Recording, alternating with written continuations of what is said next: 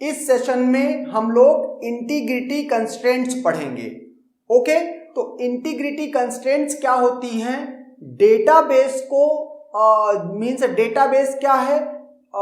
अगर means relational database बोला जा रहा तो वो क्या है? रिलेशनल डेटाबेस है कलेक्शन ऑफ रिलेशंस।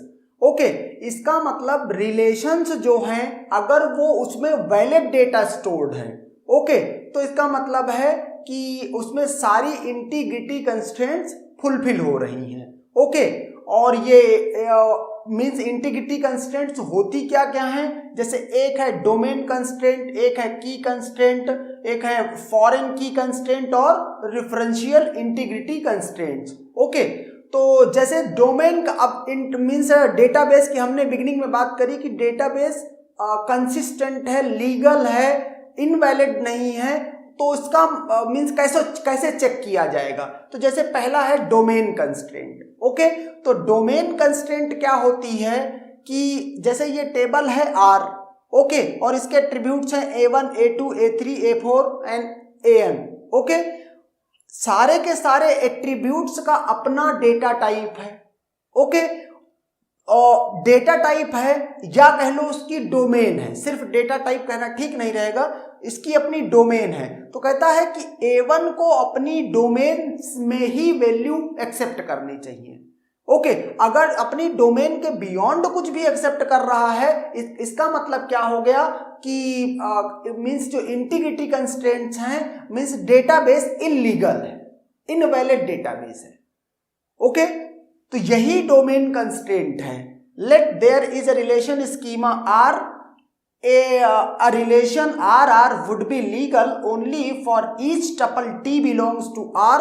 जैसे इसमें कोई एक टपल आप कंसीडर कर लेते हो इसका T, okay, and for each value TAI, each value TAI का मतलब अगर मैं इसको T1 कह दूं, पहला टपल है, और T1 और ऐसे करके A1 लिख दूं, इसका मतलब इस वैल्यू की बात हो रही है। अगर इसको लिख दूं T1 A2 मतलब इस वैल्यू की बात हो रही है। तो कहता है जितना T1 A1, T2 A1, T3 A1, T4 A1 and so on TN A1, ये सब क्या होना चाहिए?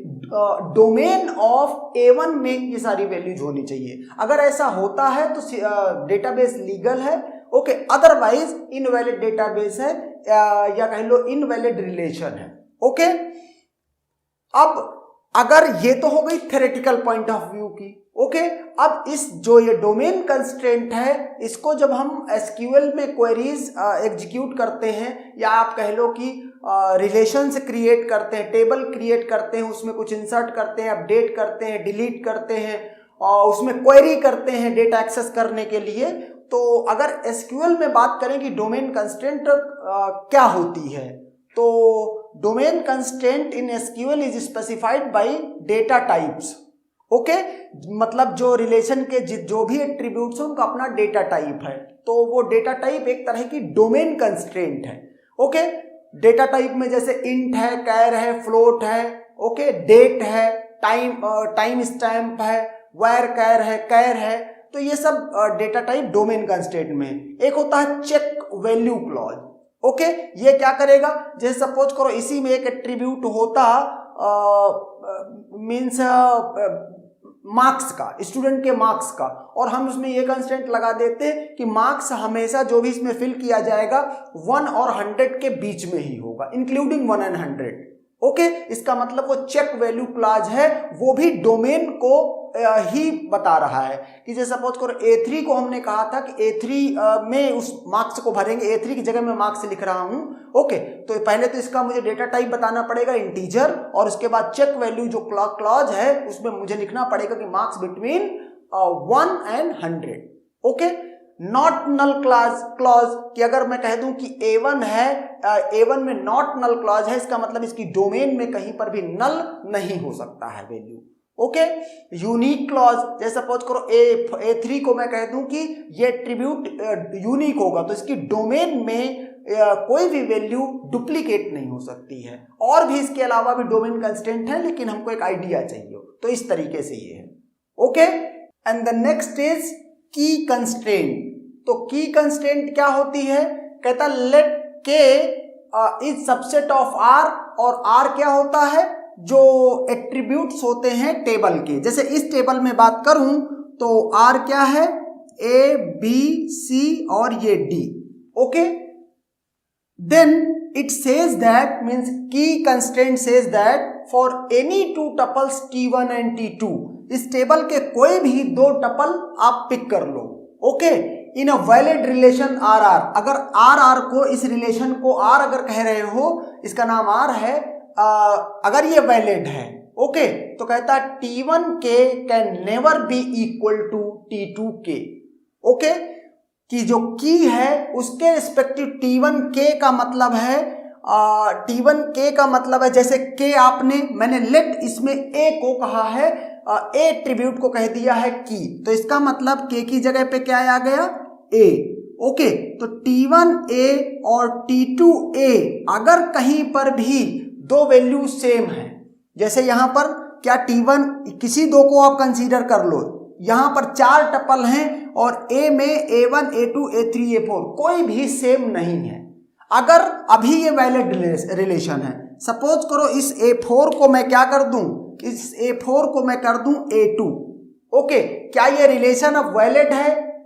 ओके, चूंकि क्या होना चाहिए, t1 के can never be equal to t2 के, अगर रिलेशन वैलिड है, और चूंकि यहां पर आपने a2 और a2 सेम कर दिया है एंड देयरफॉर ये रिलेशन अब वैलिड नहीं है।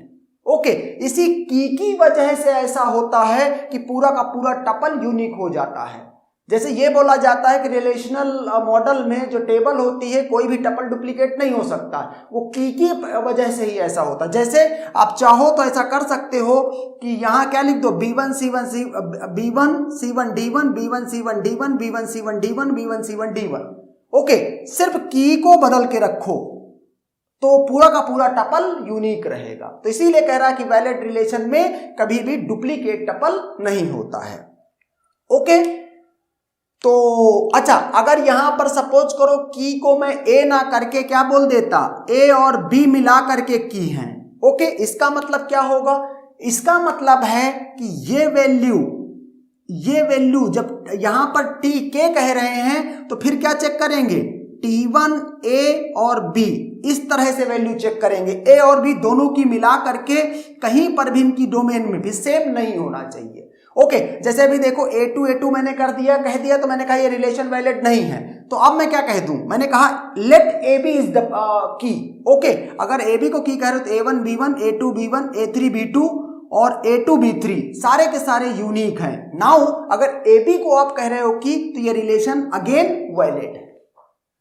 ओके, तो ये होती है की कंस्ट्रेंट। की कंस्ट्रेंट सिर्फ इतना कंस्ट्रेंट इंपोज करती है कि इस टेबल में, रिलेशन में दो टपल कभी भी सेम नहीं स्टोर कराई जा सकती हैं। अगर ऐसा हुआ तो वो रिलेशन वैलिड नहीं है। Okay, and that's done.